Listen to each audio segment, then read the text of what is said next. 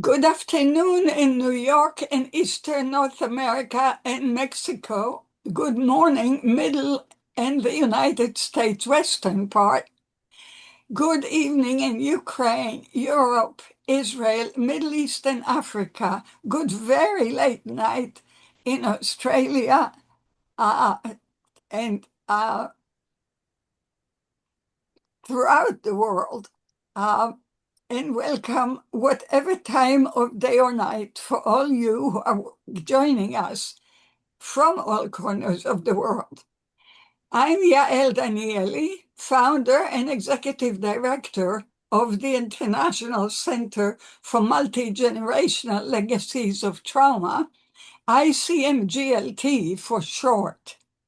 Thank you for joining ICMGLT's today's first CSW seminar, or the Commission for the Status of Women 70.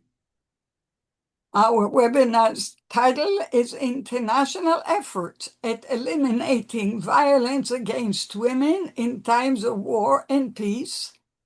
2, that is continued from our prior webinars, and we will put in the chat the link for the prior webinar, as well as you'll receive the recording of this one an hour after our webinar. This International Center for Multigenerational Legacies of Trauma parallels event brings together an international panel of experts, advocates, and practitioners to examine violence against women as a persistent global crisis with deep multi-generational consequences. Originally convened in observance of the International Day for the Elimination of Violence Against Women, the conversation continues to explore current realities across regions and cultures, addressing cultural context, systemic barriers, and paths towards repair. The discussion highlights both challenges and progress while continuing to examine how trauma is transmitted and how prevention, justice, and healing can interrupt the cycle of harm. Your moderator, I am a clinical psychologist, traumatologist, victimologist, and psychohistorian, having developed the first program to help Nazi Holocaust survivors and their children in the 1970s. I have devoted much to my career to studying, treating, writing about, and preventing lifelong and multi-generational impacts of massive trauma worldwide, to ensuring victims' rights, in our case, women's rights, the rights of future generations, and to reparative justice. Importantly for us, I conceive of psychohistory as we live history in the now, not as a list of past dates, events, and numbers, but as it shapes our decisions and ways of being today. I'm afraid that though all ICMGLT webinars have to do with trauma, today's take place not only in time of war and peace, but also in terms of backsliding of many of the achievements women have made in the centuries we live in. This webinar would not have happened without acknowledging all the contributors. Please find them in our prior webinars, since they are our support always. Our first speaker is Raquel Schlosser, a Mexican psychologist and founder of the Institute of Transgenerational Studies Raquel created the academic discipline of transgenerational psychology in Mexico to address the long-term effects of violence in Mexico. With over 45 years of international work, she has led community-based programs on gender, trauma, and peace buildings in Latin America, trained professionals worldwide, and developed educational models that will integrate psychology, social justice, and collective memory. Our second speaker, Shireen Kudeda, is a survivor of the ISIS attack against Yazidi on August 3rd, 2014. Shireen was living in Sinjar, Iraq, and was captured with her family. Shireen was in captivity until February in 2017, when she made a daring escape. She is an activist who shares her personal story of captivity. Having earned a BA in business management, Shireen plans to continue for a master's and doctoral degrees in this field. I'm afraid that Rosie Augusta Dusenev from Haiti might not make the webinar because of contact issues. So for those of you who would like to hear more of what she has contributed to this working group, please listen to her contribution in our prior webinar. Our fourth speaker, all the way from Israel, is Ayelet Razin Bet-Or. Ayelet is an Israeli lawyer and gender violence expert with deep experience in criminal justice, policy design, and survivor-centered advocacy. As former director of Israel's Authority for the Advancement of Women and co-founder and former member of the Dinah Project, she has led national and international efforts to document, analyze, and advance recognition of the sexual and gender-based crimes committed on October 7, bringing trauma-informed expertise to global forums. Our fifth speaker is Jacqueline Nasiwa. Jacqueline Nasiwa is the founder and executive director of the Center for Governance, Peace, and Justice, a nonprofit advancing human rights, civic management, and inclusive government in South Sudan. She holds a Bachelor of Laws, a Master in International Law and Training in Peace Negotiations, a committed civil rights activist and PILGP Senior Peace Fellow.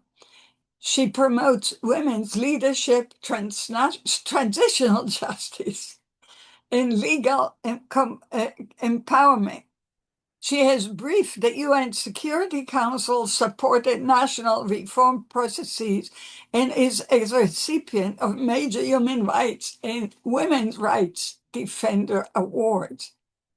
Last but not least is Halina Spikalka, a human rights and gender equality advocate with over 20 years of leadership experience.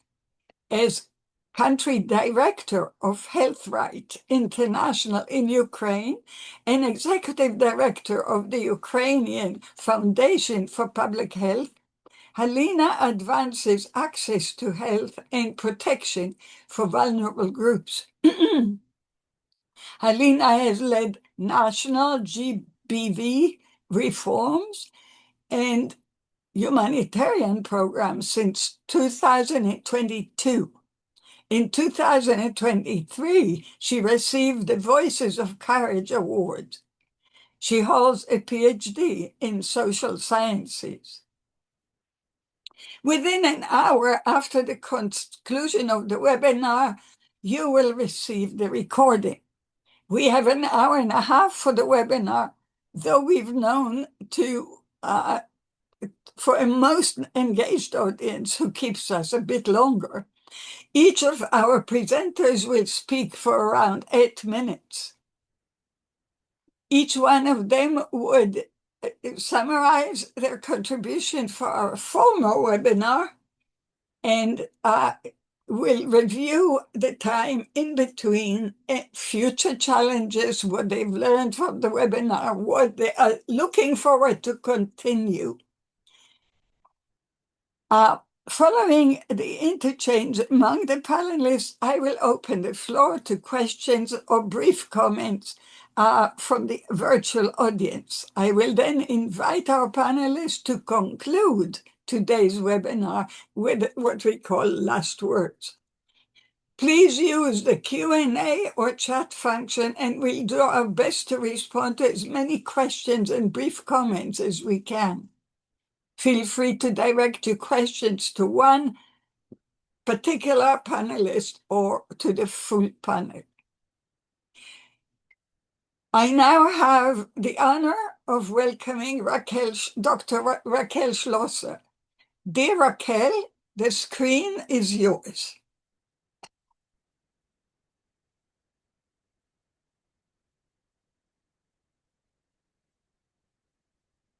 Raquel?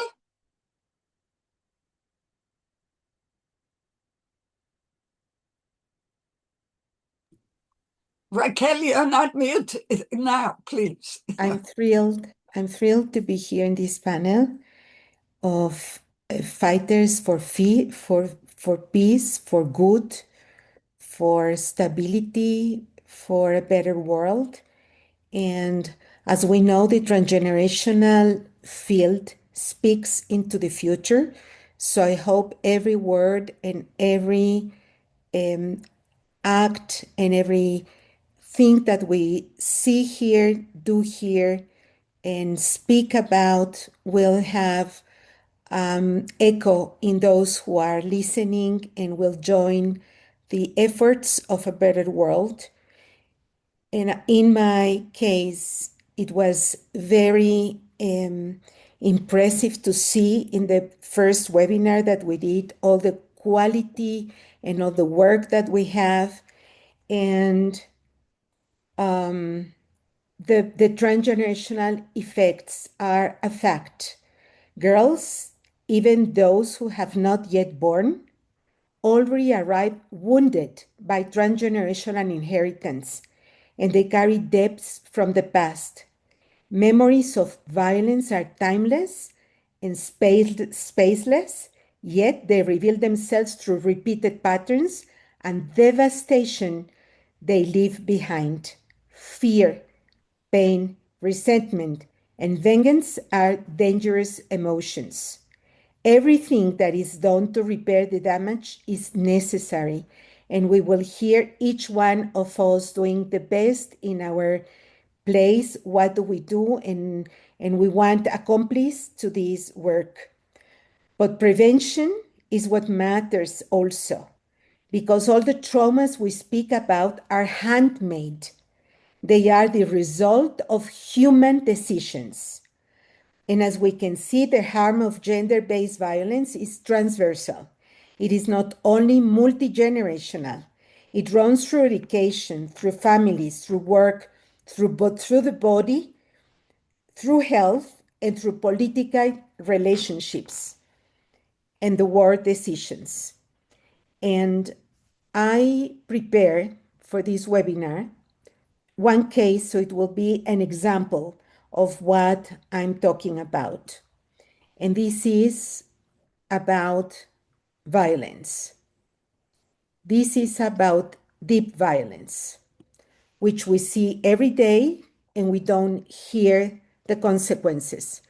This is the woman that comes to me. She consults because of fear of leaving.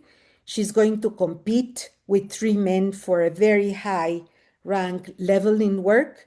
And she has broke the ceiling, the limits of the ceiling for the women. But where she comes because she started to mumble where did she come from? Why is now that she has the opportunity of life being threatened by a symptom? She comes from a mother with difficult relationships, a very difficult, apparently. The mother is distant. But from where comes that mother? She comes from domestic violence. And this woman, who is only the grandmother, she comes from extreme poverty, abandonment by the father, abused by the teenage mother that was raped, and she is the product of that pregnancy. So the mother of this grandmother was raped at the age of 15, and because of the prejudice of virginity she was given to the predator as a wife. He was double her age or more. She goes through, look how many times we will see violence, domestic violence, family violence here. She goes also through that. She chooses one man of, Raquel, sorry, I don't see your slides moving. no, it doesn't move. Oh, it does. Okay, so it's It's only my. stable. That's I'm good, good, I'm good. pointing with Sorry, my sorry, arrow. I didn't mean to. What, the eyelet? What? I am still on the opening slide also. I don't see the slides moving. Okay, sorry, I'm so Okay, sorry let to me let interrupt. me let me Robbie, could you please add this She would have to and email me help? a copy. I don't have a copy of these slides.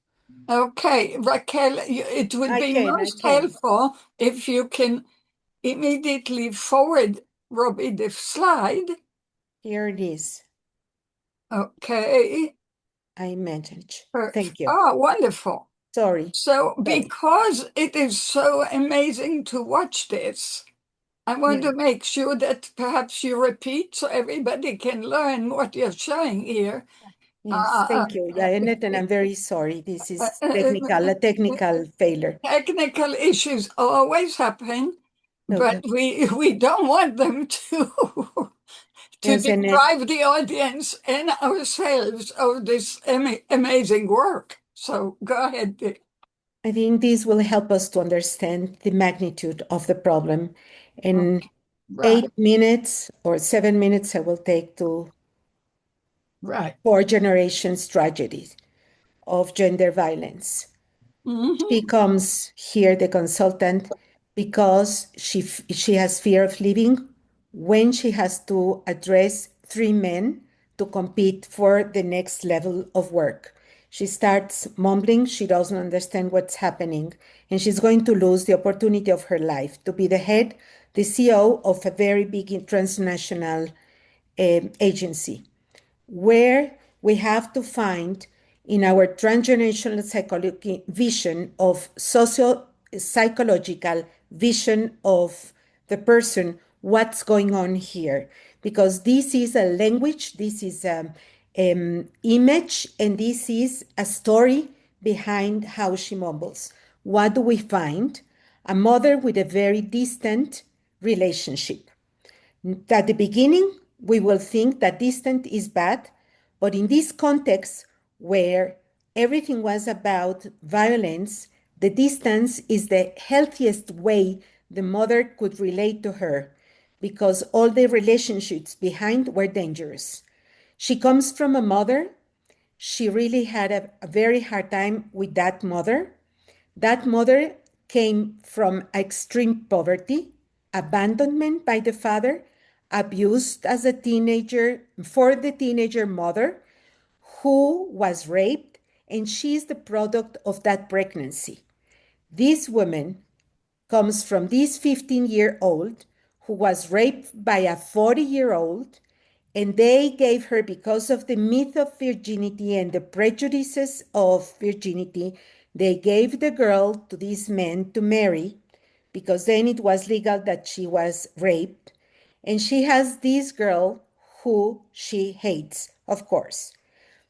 Who can she relate? We already know all the damage that the violence does, gender violence, family violence. She relates to a man who ran away avoiding getting killed as a teenager. Who is he a son from?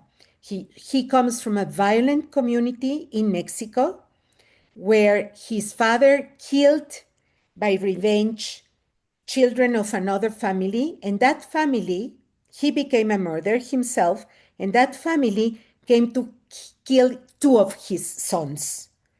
The mother doesn't have any influence, and her only son, that she never saw him again ever, has to run away, the only living son. This is where the mother comes. The mother also, because of her history, is related to a father, to a husband who he makes domestic violence. Where does he come from? From a father who beats him and the mother. And the mother, she is totally alone. She was left and abandoned by her parents that had to run away because of problems in the community. And she's also very much mistreated by the mother of her husband, who is also mistreated by her husband. And look here how many times the yellow is marked, is everywhere. This is a regular, I have more than 50 cases. And this is the regular way of domestic violence. And it's 4 generations here. What is happening? The father beats also the father of the client. He beats also the 3 sons, and the 3 sons are against the only one that it's the girl in the family. So we cannot go systemic. Systemic is too short. She's not mumbling only because of this is happening, because what happened in her systemic. She's mumbling to save her life. And this we have to because we're talking about memories in the system. And if any woman would have opened her mouth to defend herself, she would have been dead. So in this case, we are looking at the mumble as the story of saving themselves of the women, and she has to recognize not the victim, but the courage of what they have been able to do in their time, in their moment, to save their lives. And this is how she came to life. She wouldn't have been born if any of these women would have been open her mouth. So today, when she has to defend herself in front of 3 men, the story comes out. The story comes out in her mumble. So this is an amazing therapy because you can see in the domestic violence without expiration, but you can see that when see the big scene, we can create a different surrounding. This is not about therapy. This is about prevention. This means what I said before, that the girls that they are not being born now are also trapped in the future, because 4 generations will, at least that we know, will suffer from violence. Of course, laws help. The work that each one of us is doing in our countries, the work of therapy, the work of shelters, the work of prevention that we have done. But if we don't have in mind the big issues and the big context, everything will be local. We need to open out the context to think widely and to take responsibility for the 4th generations to come. Thank you. Thank you very much, Raquel. Thank you for the very concrete, live example that you brought to people's attentions. We would, and I'm sure other people are going to wait to watch, even by themselves again, what we call the family tree, right? Or the genogram in a more technical, professional way. And I'm sure there are other thoughts while you were talking in other people's mind about the culture, the religion, right, all of the different dimensions of life that we have to look at when we think of this. Thank you very much. And I believe our next speaker is all the way from Kurdistan, Iraq. Shireen, the floor is yours. Do your best to share your picture with us, but we understand that, particularly in wartime, we are not in charge of on not only life in general, but contacts in particular. Go ahead, dear Shireen. Thank you, Dr. Yale. Thank you so much. Excellencies, distinguished delegates, and defenders of human dignity. I stand before you today not only as a speaker, but as a witness, victim, and a survivor. I carry with me the voices of thousands of survivors, women, and children whose lives were shattered by the genocide committed by ISIS in 2014. For many of us, these memories are not part of the past. They remain part of our everyday lives. We remember the morning when our wall collapsed. We remember the fear spreading across our villages as ISIS fighters approached Sinjar. Families ran in different directions hoping to escape and survive. Many never did.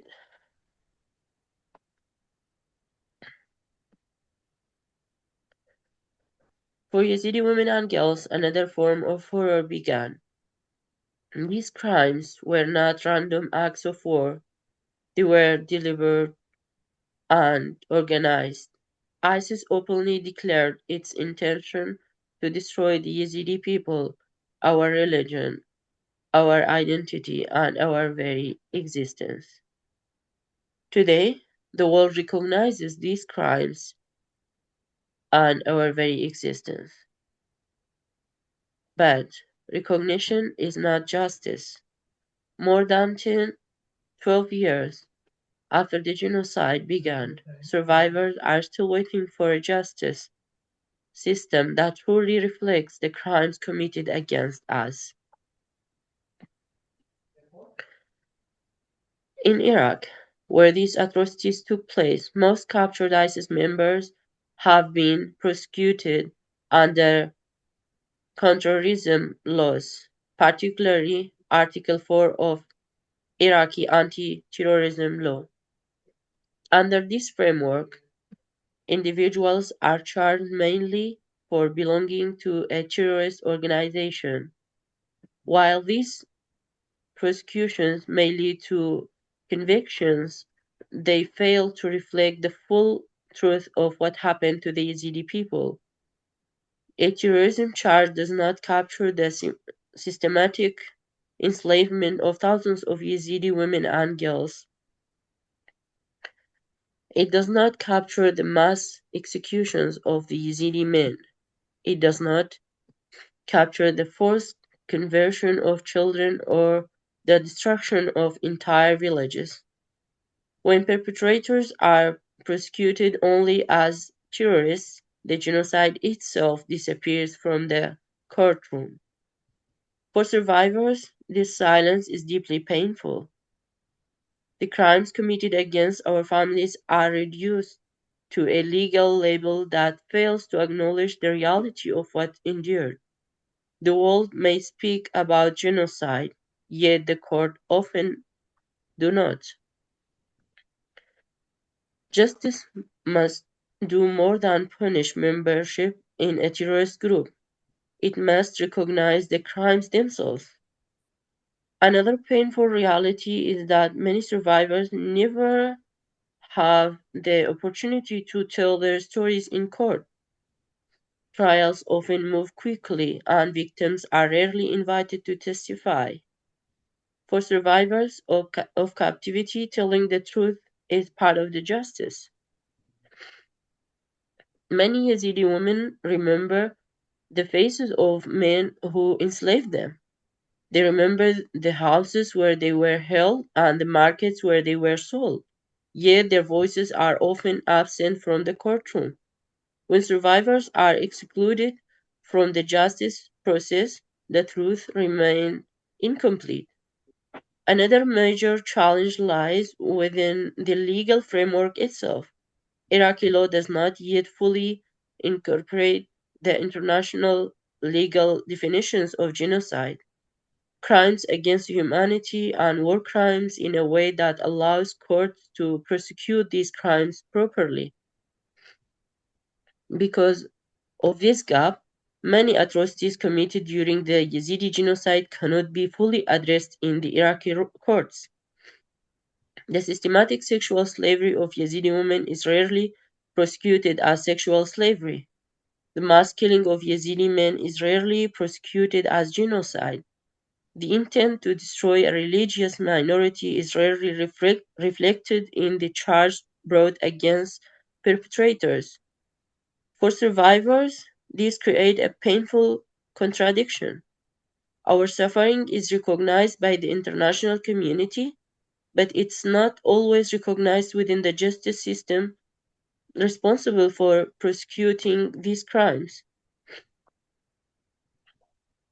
At the same time, thousands of Yazidis remain missing. Mothers are still searching for their children. Families are still waiting for news about relatives who disappeared during the genocide. Mass graves continue to be uncovered across Sinjar. For many survivors, justice is not only about punishment, it's also about truth, locating the missing, identifying the remains, and allowing families to bury their loved ones with dignity. Without truth, justice remains incomplete. There have been some important steps forward. The Yazidi Survivor Law has provided recognition and financial support to some survivors of ISIS captivity. For many women, this law represents an important acknowledgement of their suffering, but reparations alone cannot replace accountability. Justice requires that those responsible for genocide, sexual slavery, and crimes against humanity are prosecuted for those crimes, not only for terrorism. Yet, despite everything they have endured, Yazidi survivors continue to speak. Women who once lived in captivity now stand before international audiences demanding justice. Survivors who lost entire families now dedicate their lives to documenting crimes and advocating for accountability. They refuse to allow the world to forget what happened in Sinjar. Justice for the Yazidi people is not only about the past, it's about the future. Thousands of Yazidi remain displaced today. After 12 years of the genocide, many families cannot return to their houses because their communities remain unsafe and destroyed. The survivors I represent do not ask for sympathy. They simply ask for justice. Yazidi survivors deserve more than recognition of their suffering. They deserve justice, dignity, and the opportunity to rebuild their lives. This includes the prosecution of ISIS perpetrators through fair and credible courts, meaningful reparations, and long-term psychological and social support. Survivors also deserve safe and legal pathways for family reunification, including the right to bring their loved ones to Europe and other safe countries. Reuniting families is essential for healing and stability. In addition, the international community must support the safe reconstruction of the Yazidi communities and ensure survivors have a voice in shaping their future. And we continue to believe that the world has a responsibility to help ensure that justice is finally delivered. Thank you. I'm here if you have any questions. Thank you, Shireen. Thank you for sharing with people the more general picture of the history and also the speaking about what tomorrow's webinar will be. You'll receive the announcement in the chat. Tomorrow's webinar is fully dedicated to reparative justice. So thank you very much for Wonderful. speaking of the importance of it and, in fact, letting us know tomorrow is going to be extremely important. Just to use the time to mention,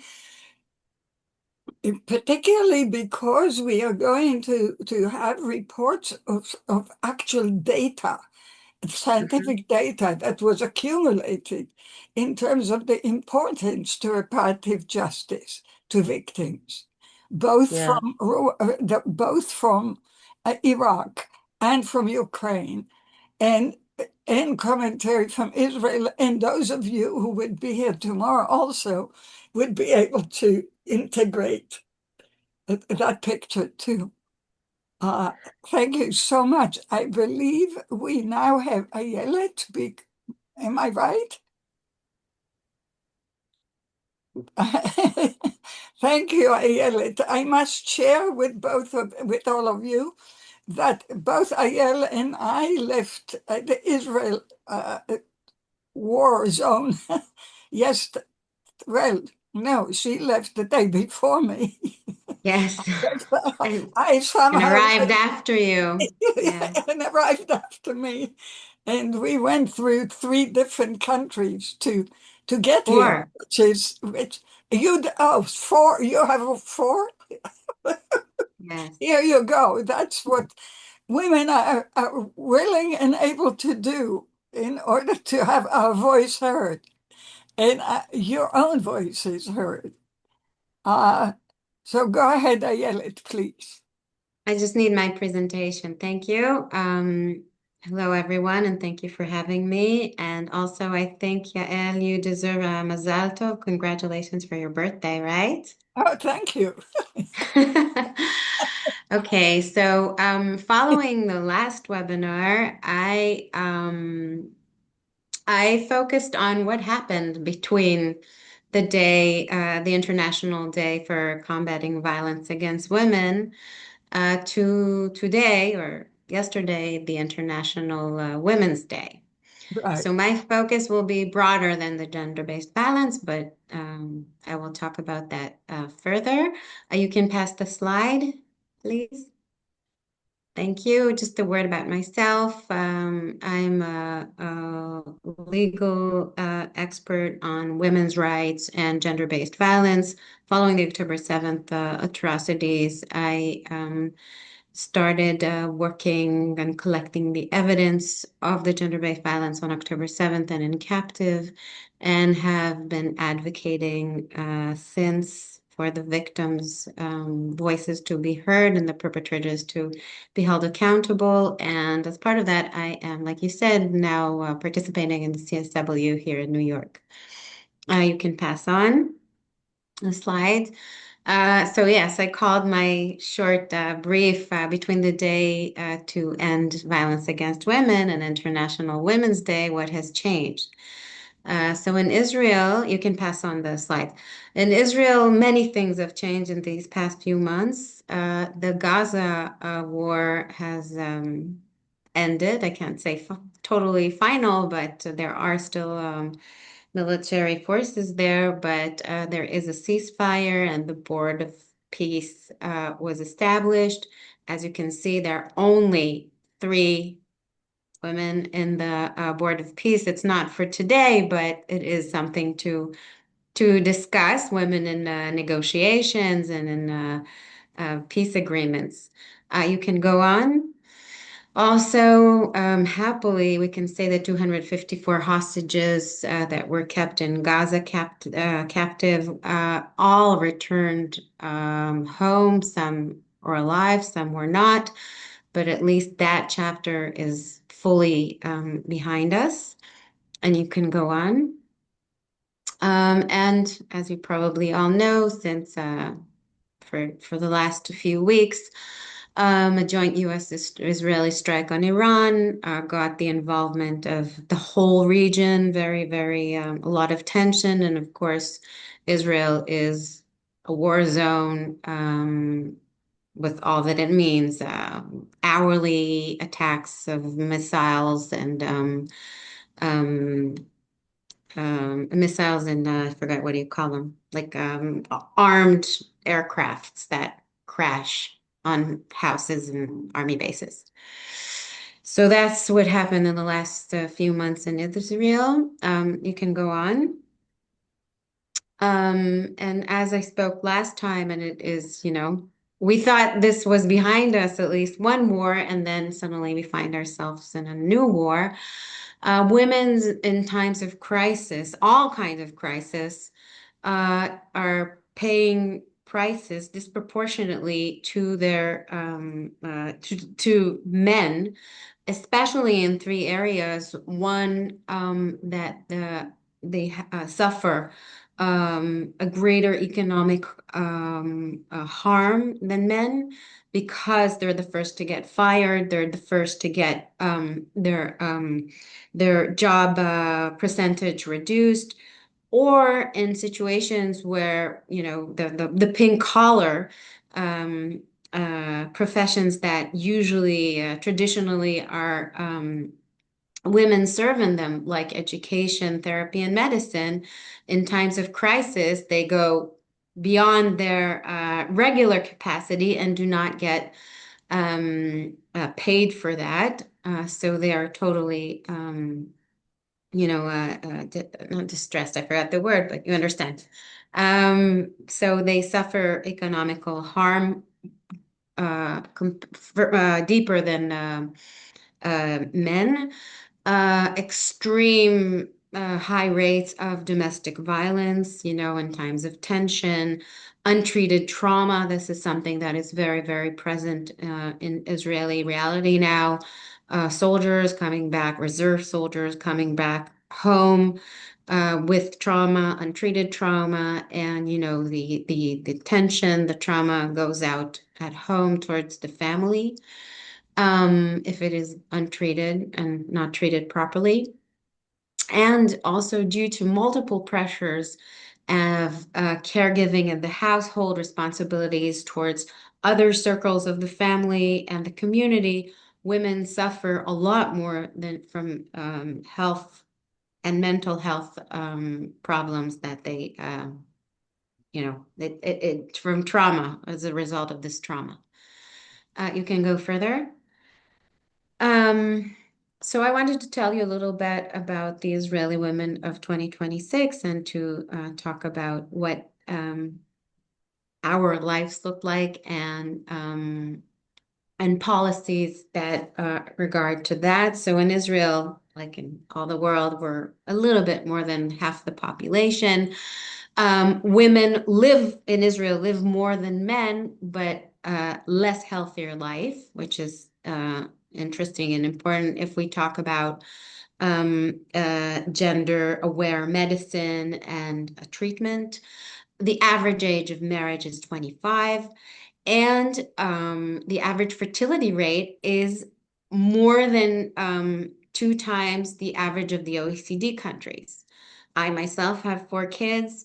And that, of course, has implementations in many spheres, especially the work field. You can go on.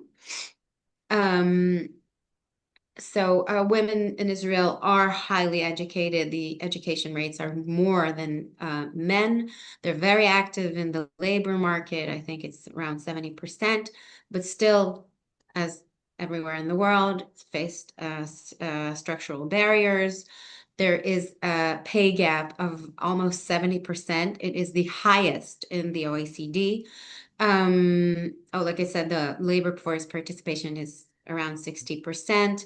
The motherhood penalty, I don't know how it is in other places in the world. In Israel, a woman's income drops in 30% for the next 10 years after the first child and deepens with every other child. And like you understand, we have a very fertile birth rate.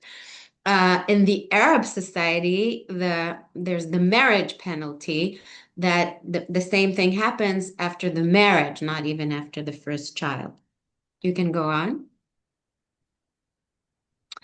An interesting report that came out 2 years ago of the the Bank of Israel indicates that women are more exposed to employment changes driven by AI due to the types of occupation in which many women are employed. Therefore, a key factor in getting more women to work and to be fertile in the work field is upskilling women and protecting job quality in teaching them these skills to get economic, like a fertile economic growth strategy. You can go further. And representation in positions of power, in that sense, we are going back. We dropped many, many ranks in the World Economic Forum, in the SIGI ranking of the OECD. We are underrepresented in all spheres, economic, security, political spheres. You can see here the data. If in other governments that maybe there were these kinds of differences in the top positioning, the government, the professional high-ranked governmental positions it was compensated by women in these professionals positions. Now it's not like that. Many senior women, senior position women, not age, left, finished their positions in the government, and were replaced by men. So even there's not that compensation in the professional high-ranked senior positions of professional of women. You can go on. Gender-based violence, Israel ranks 84 out of 181 countries in the Women, Peace and Security Index, the last one. It is the only Western country ranked in the third part of the index. Last year was an all-time negative, unfortunately, record of women who were murdered in femicide and gender-based circumstances. And it remains a very, very urgent challenge in Israeli society, not enough treated, unfortunately. You can go on to the next slide. And I wanted to talk to finish just the two last slides. Why is it important, gender equality?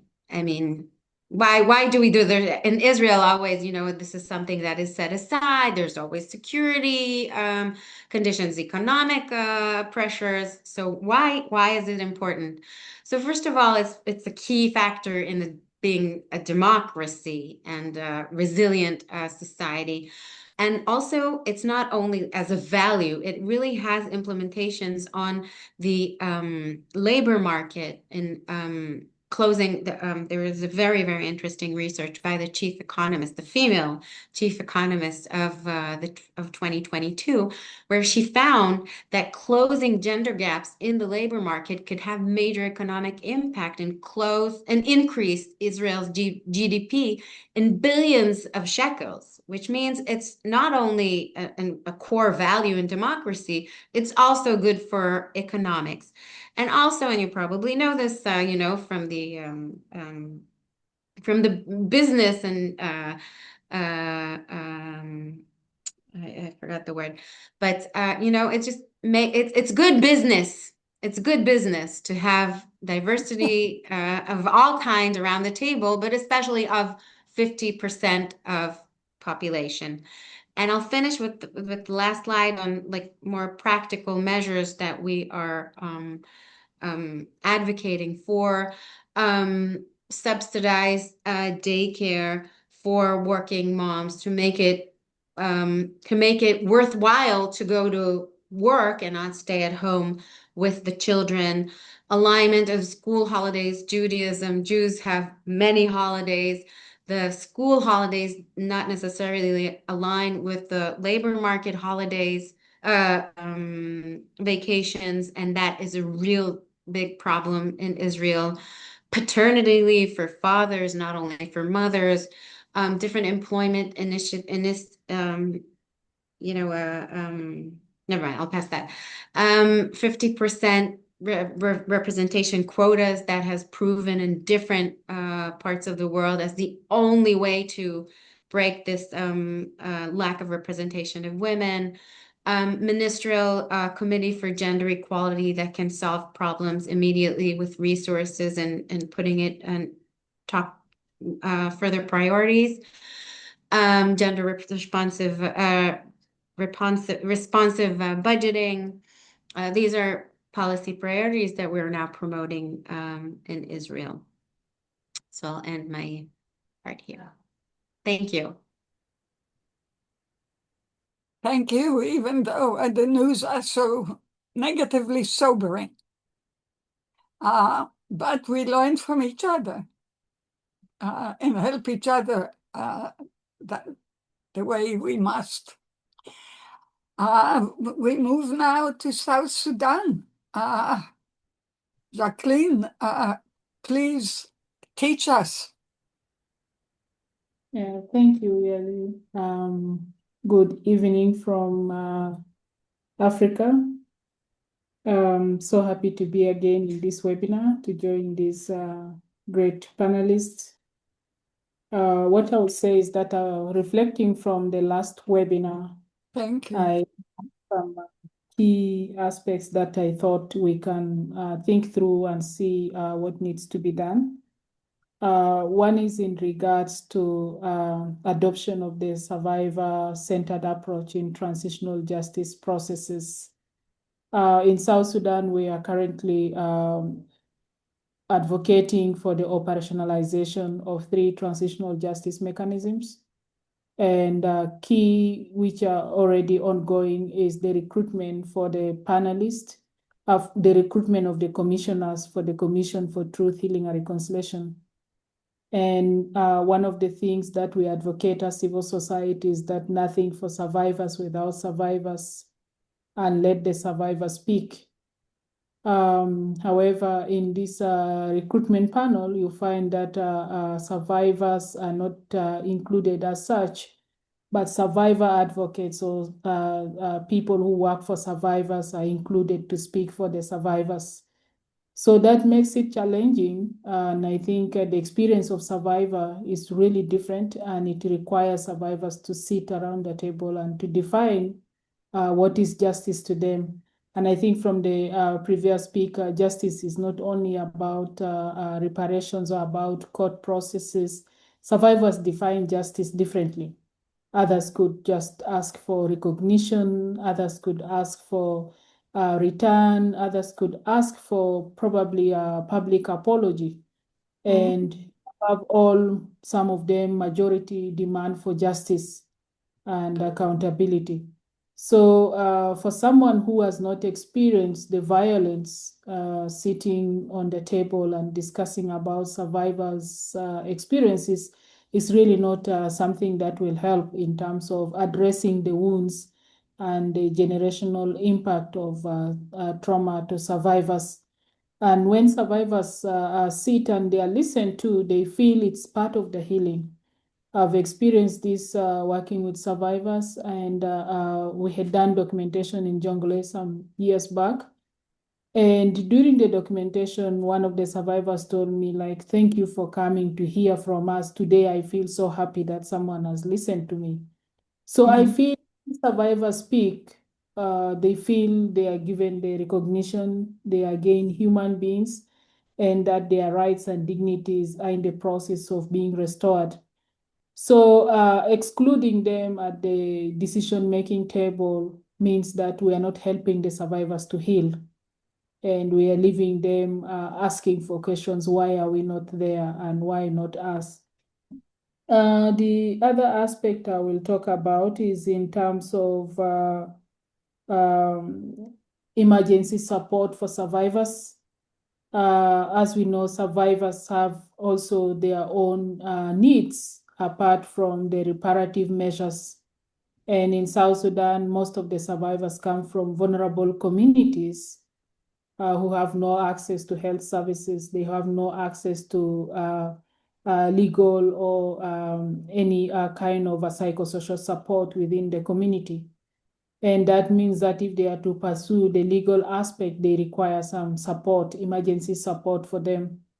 And in terms of ongoing conflict, survivors are even in need of humanitarian aid, much as others are in need of aid, survivors needs double. And that means that ignoring survivors in humanitarian interventions and probably supporting them to be able to take the shocks of conflict require investment in supporting survivors, which should be this.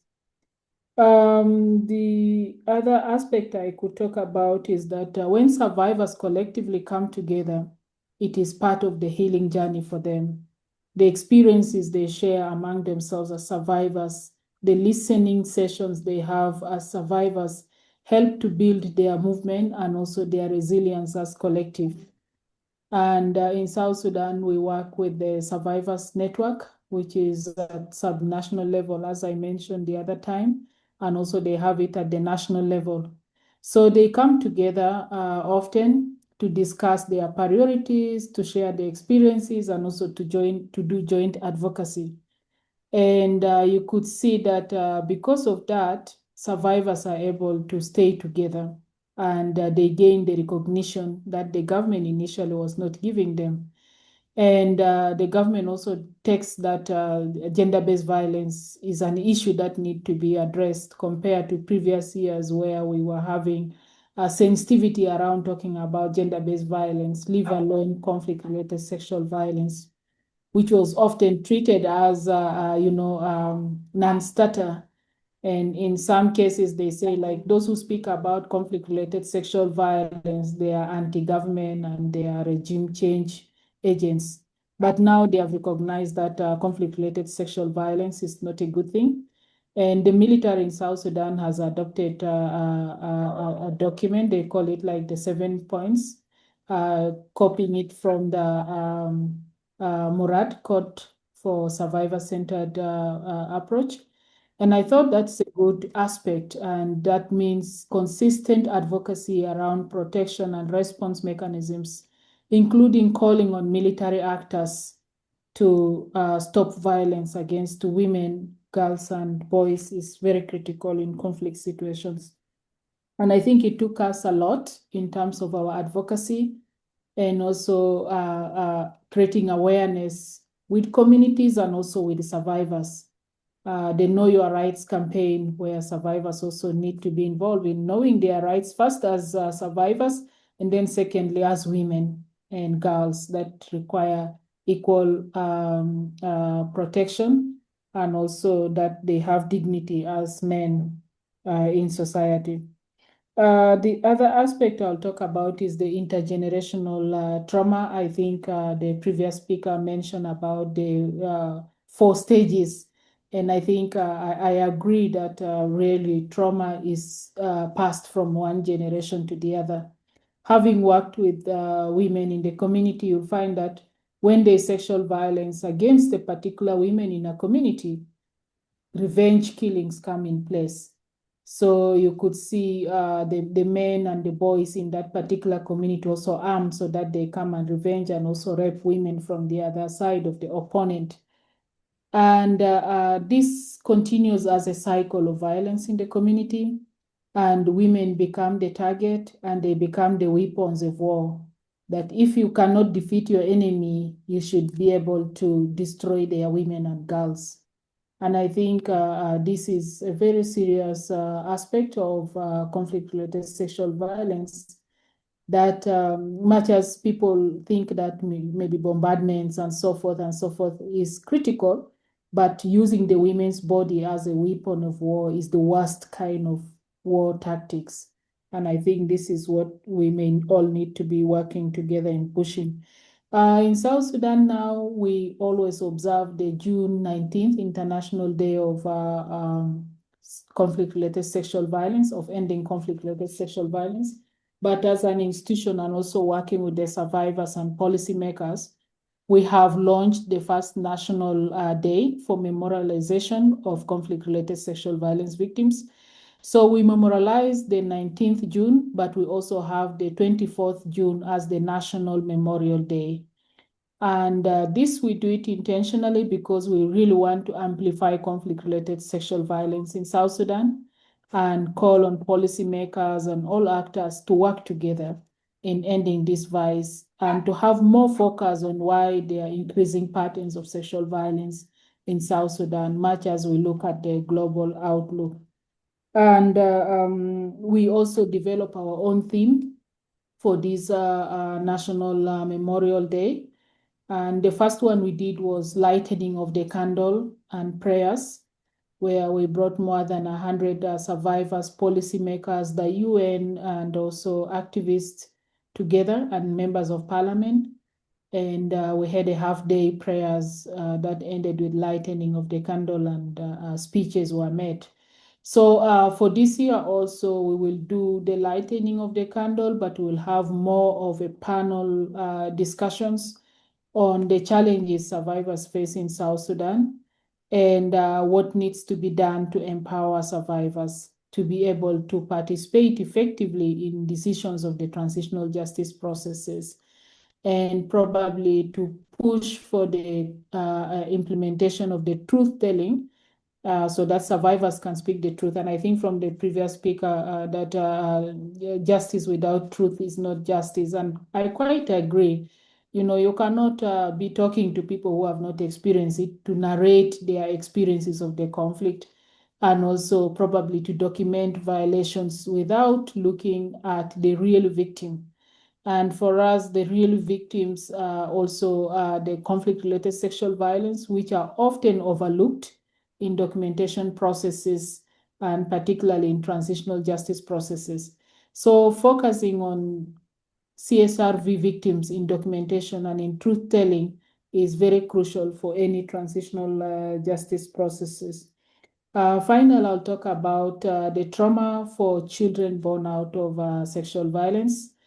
And I think much as the mother is traumatized, this mother gives birth to a child who is also traumatized. And this child grows up asking too many questions. And the survivors network, they had their own video call, how can my uncle be my father, because of the discrimination they face in terms of our nationality laws. And also in the schools, you know, when you take your child for registration, they ask for the father. And without the father figure, they will be like, no, we need to know who is your father. So the children come back to their mothers to ask, like, mom, who is my dad? And the mother is unable to tell the story. And we have this example in one of the locations where we have the survivors network in Yei. This child comes to ask the mother, mom, who is my dad? And the mother was not able to say, and always keeps saying, oh, your father is in location X, oh, your father is going to come. But she was really getting re-traumatized every time the child keeps asking. And that breeds also the hatred towards this child, you know, and the distance with the child. So growing up, we foresee that this child in the future will have no sense of belonging. And we have seen in other contexts, like also in Uganda and others, where these children commit suicide when they grow up not knowing who are their parents. So psychosocial support for the children and also for the mothers is very crucial. And I think we had a debate among our partners as to when we should start, maybe the psychosocial support for children, to start telling them about how they are born, the sensitivity and also with their mothers, it takes time for them to accept and to break the silence to their children. And also in the communities, you cannot avoid people pointing fingers at these children. For example, we have a child in the protection of civilian site. This child is often called the child of the cow or the bastard. And those are names which are not really good for children like that. And this child grows up in this community feeling isolated, traumatized, stigmatized, and will not focus in school. So it's a debate of when we can start talking about these issues. And I think the first is for me to start strengthening the mothers so that they can build that confidence, and also they start nurturing love between themselves and the child, and then maybe they can now start narrating to the child slowly by slowly. So these are the really traumatic challenges survivors go through. And I could say that for anything that we do, we really need to be promoting the survivors' interest. And the priority is to make sure that the survivor is strong and the survivor is alive, so that they get to see what is justice for them and they can be able to stand the test of trials. Thank you so much, Jacqueline. And as I mentioned before, tomorrow we have a special session on reparative justice, the particular kind that we've been developing. Number one, I would love, please be there tomorrow too. And because you mentioned June 2024 or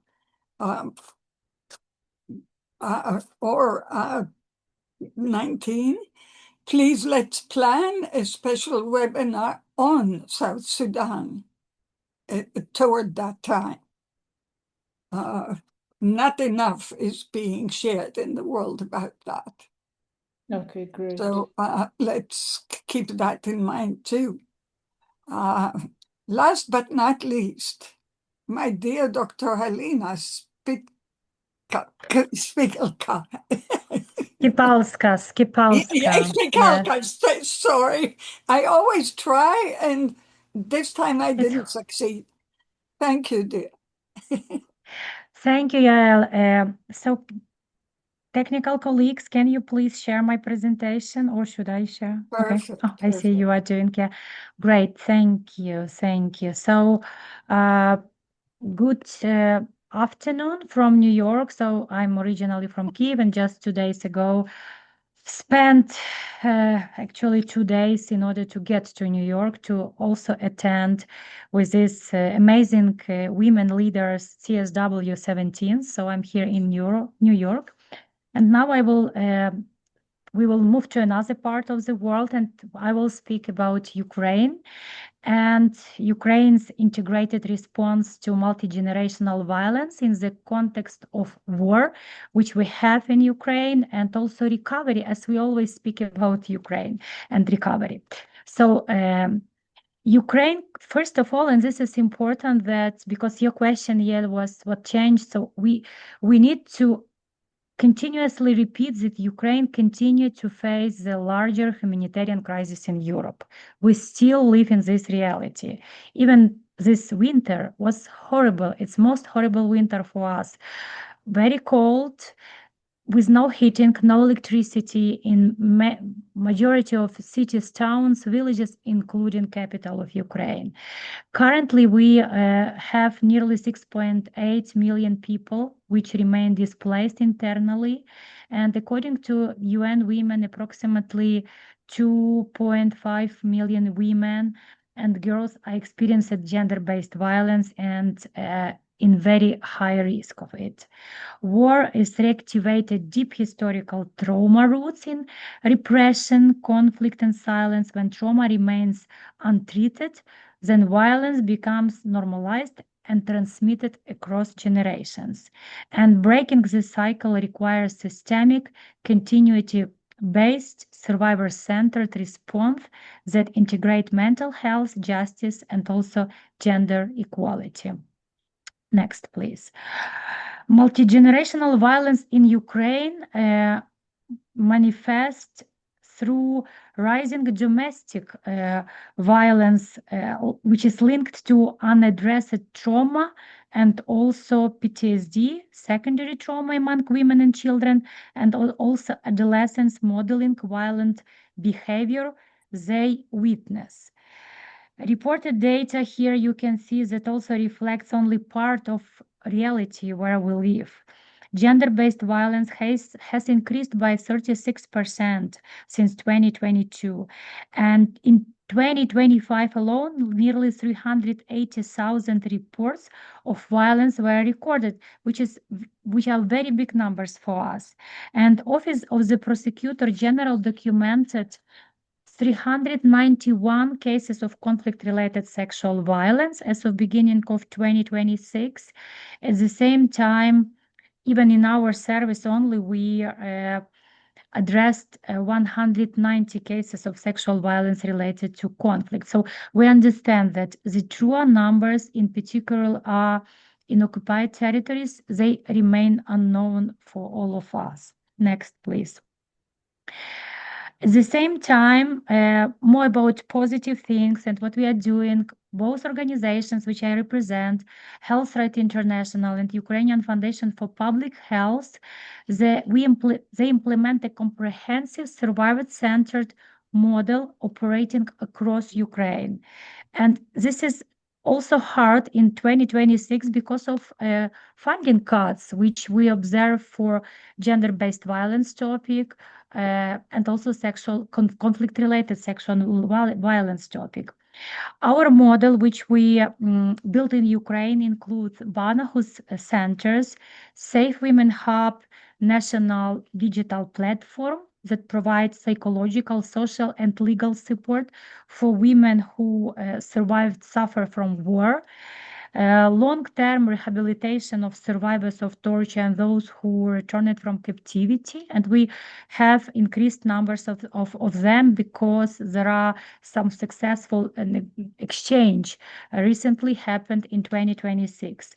Also, caring for cares model that prevent burnout and vicarious trauma.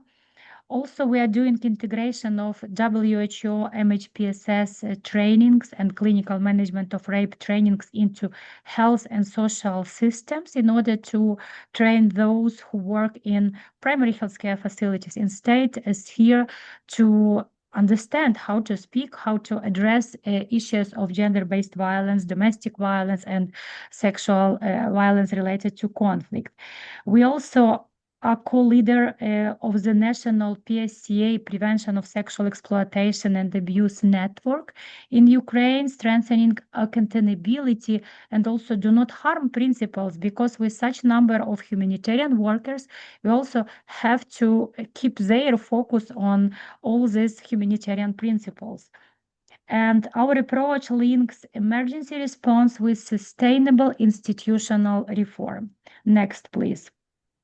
Here is in next slide, you will see the visualization of the map that illustrate national-wide ecosystem of services we provide. So you can see that even just one organization with 400 social workers, psychologists, clinicians, nurses, we cover almost all Ukraine with different services, starting from mobile teams, shelters, Banahus centers for children, and different online platforms. Next, please.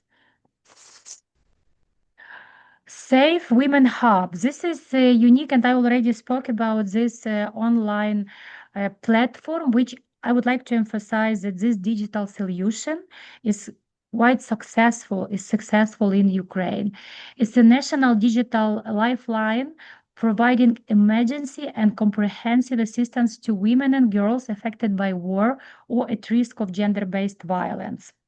The platform ensures access across all regions of Ukraine, and even temporary occupied territories will also cover those who travel to Europe and other countries or live in Europe temporarily, who also suffered from war and flew from occupied territory or even went through Belarus to Europe. We refer beneficiaries to our services delivered daily by multidisciplinary teams of psychologists, social workers, case managers, and all this information and referral is important part of it. All this information specialists who work on platform have. The also platform strengthens safety, mental health, and human rights protections, ensuring continuity of care despite displacement, insecurity, and restricted mobility. Next, please. There is the next slide demonstrates some numbers. So you will see again 150 cases of conflict-related sexual violence. 78% of, and this was data from at the end of 2025. Now it's 190 cases of conflict-related sexual violence. So what is important that 78% of clients reported improved mental and emotional well-being after receiving services and psychological consultations. We provide up to 8 free of charge psychological consultations of specialists, also case management and legal assistance and social and other protection services. Next, please. Also, I would like to share quickly with you that it's another our also successful digital solution for specialists who work with trauma.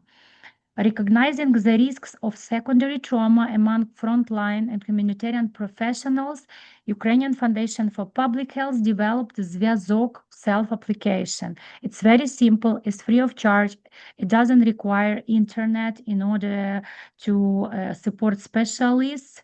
It offers recovery exercise, relaxation practices, self-care reminder, and structured guidance from professionals. Next, please.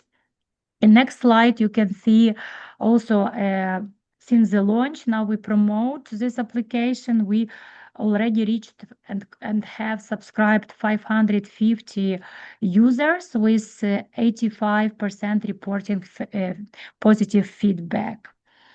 And next, please, because I see that we have limits of time. So change is visible at multiple levels, and women and girls in frontline communities regain control over their lives. Survivors shift from silence to recognition. This was violence, and I deserve protection.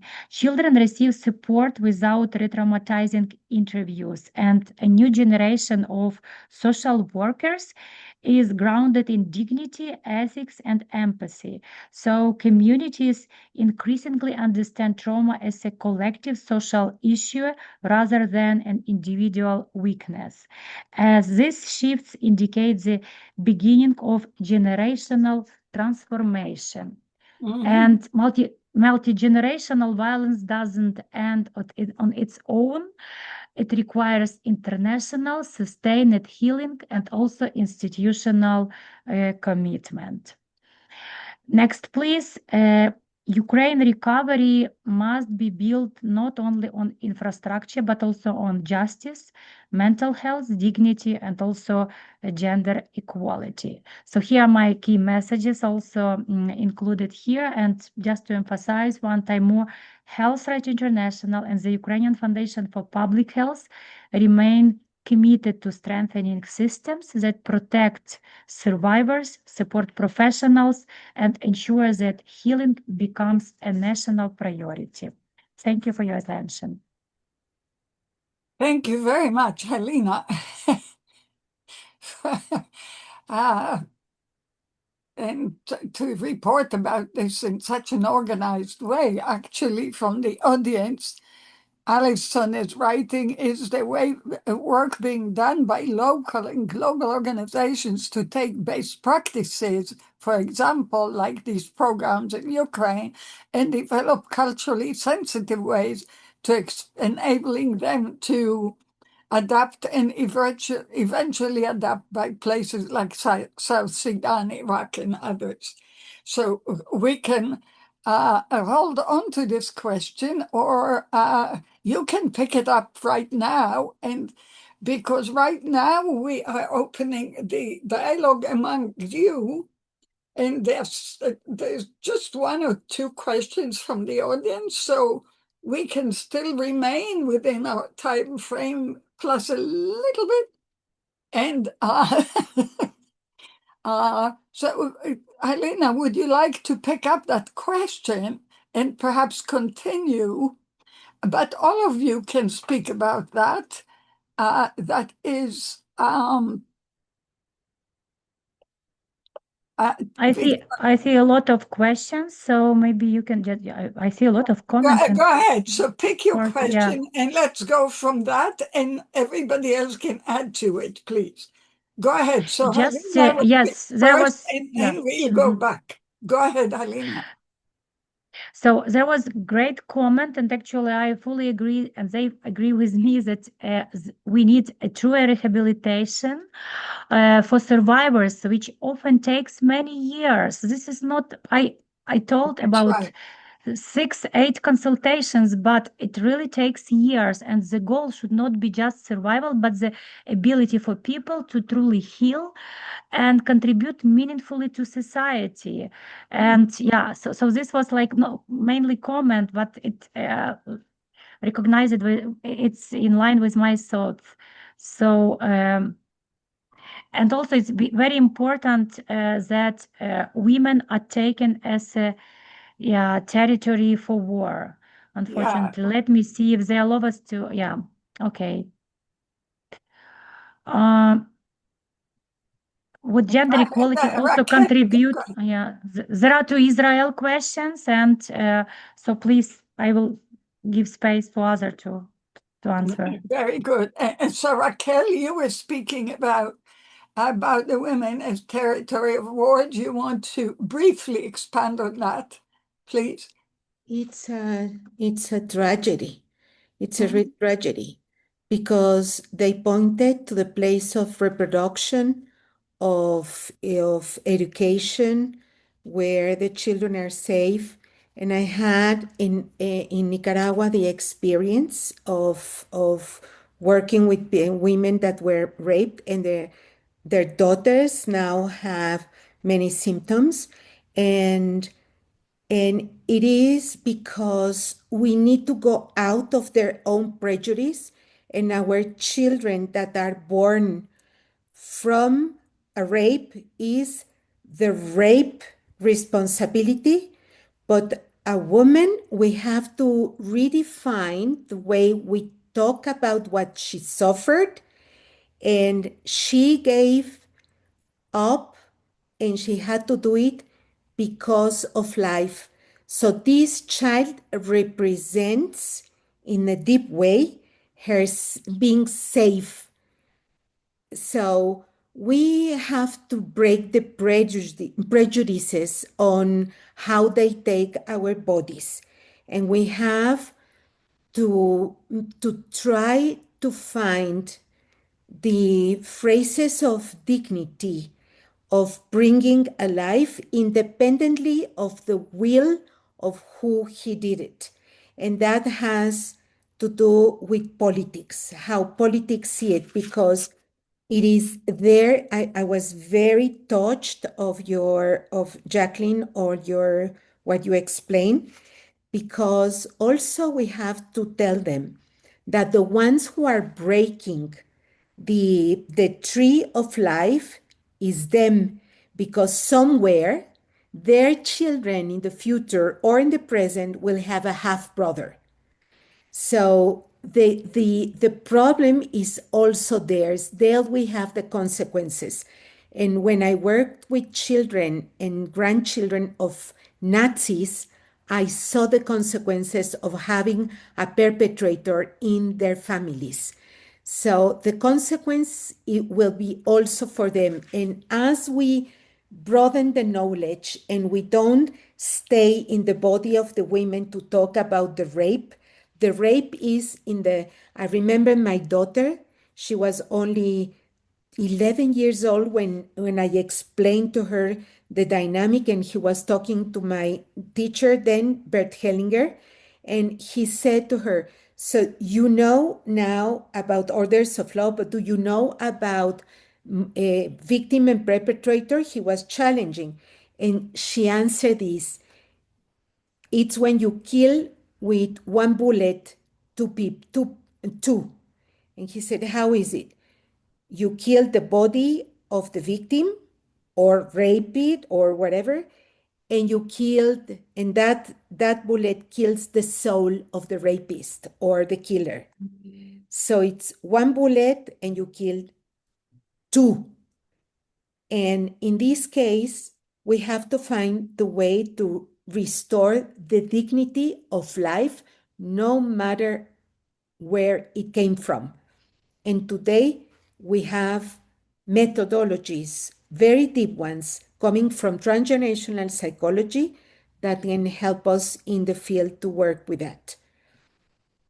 Thank you, dear. We cannot, I'm afraid that's the usual disappointment. We don't have as much time as the topic really deserves and what we really wish to explore in depth. But I do not want to have the name, the voice of the actual child here in the audience.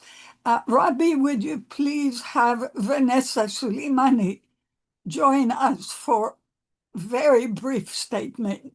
Vanessa requests that she's herself a child born of sexual violence, and she wanted to speak very briefly as herself, because the children are the future, and we need to pave a pathway for them to grow and function. Vanessa, you have literally 1 minute. Do your best, but I promise you we will have a special webinar on that again with your help.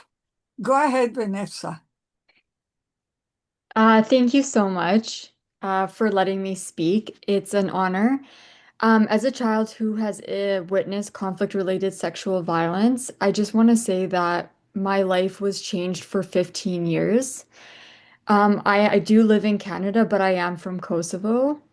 At the age of 14, I was diagnosed with anorexia nervosa, and it took me 14 years to get over it. I was in and out of hospitals until I was 28 years old, where I finally chose to heal myself and heal the fact that I was not the reason my mother was raped. And we need to make sure that all children in war zones are protected in any form because they cannot live a life believing that they are the reason their parent or parents were raped. Thank you.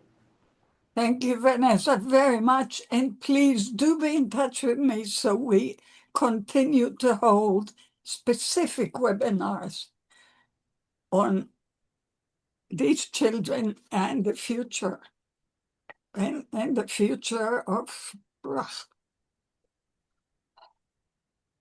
humanity. Ayelet had to leave quickly to another.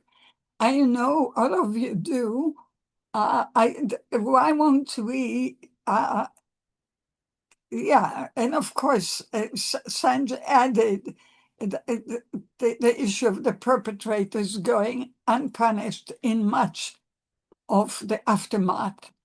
And I remember very much in my own work in Central African Republic and many other places where I said, you know, the perpetrators are not brought to justice, and the women already are treated as the guilty denied one. And so do their children. So we have so much more information to share and so much in depth to explore it. But I wouldn't want our lucky audience to have the last word from each one of you. And before I do that, I really do want to add that tomorrow at tomorrow, Robbie, please put in the chat, tomorrow we have a webinar specifically on heeding women, girls, victims, survivors, witnesses, multidimensional challenges for transforming retributive justice to reparative justice for our generation and our generation to come. And what's really crucial about this is that we will have actual data from Iraq and from Ukraine to rely on. It will not just be nice words. It will literally show via data the importance of the insistence on justice as reparative, that is, justice that repairs. And Jacqueline knows very well, Mariana, my very close friend, who has worked with me on that for many years too. And so shall we give each one of the speakers, please, last word? Let's start from the beginning again. Go ahead, Raquel, then Jacqueline, then Helena. No, then Shireen, then Jacqueline, then Helena. Go ahead, Raquel, please. We've seen that violence against women is not a private tragedy. It is a failure of humanity. And ending it is not optional. It is our responsibility to do so.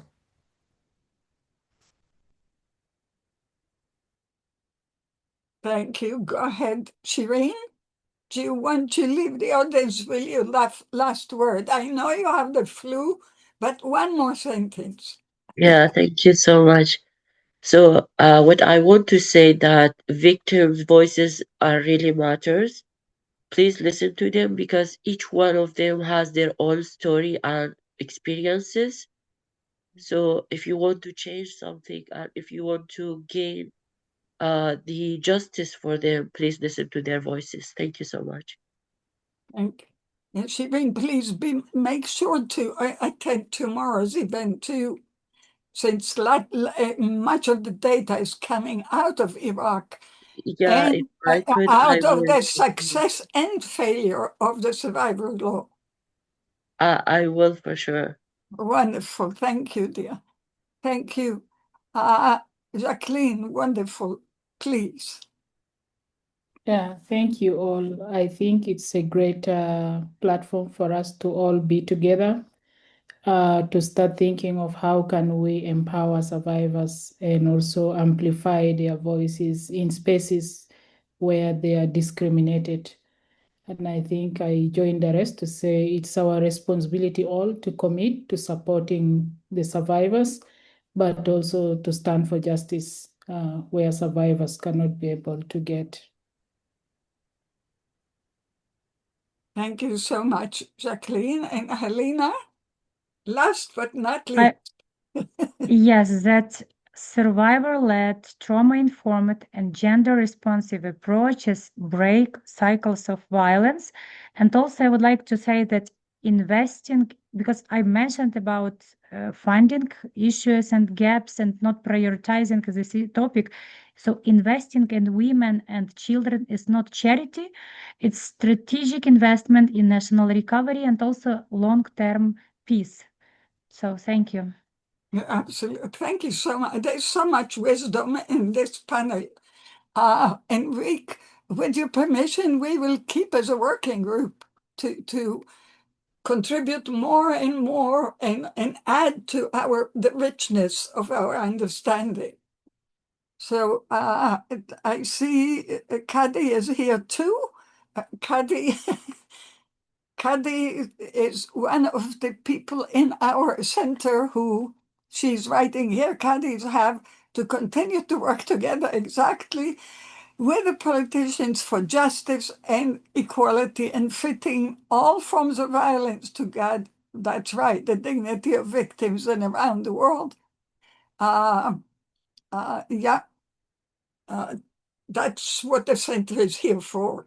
Thank you so much again. despite all the changes in time and all the traveling. I hope for those of you who are here, Alina, to see you before you leave. How long are you here? Till Monday. I'm leaving Monday night. Oh, so we 16th. definitely will make it. Write me an email so we can, or WhatsApp, and we can.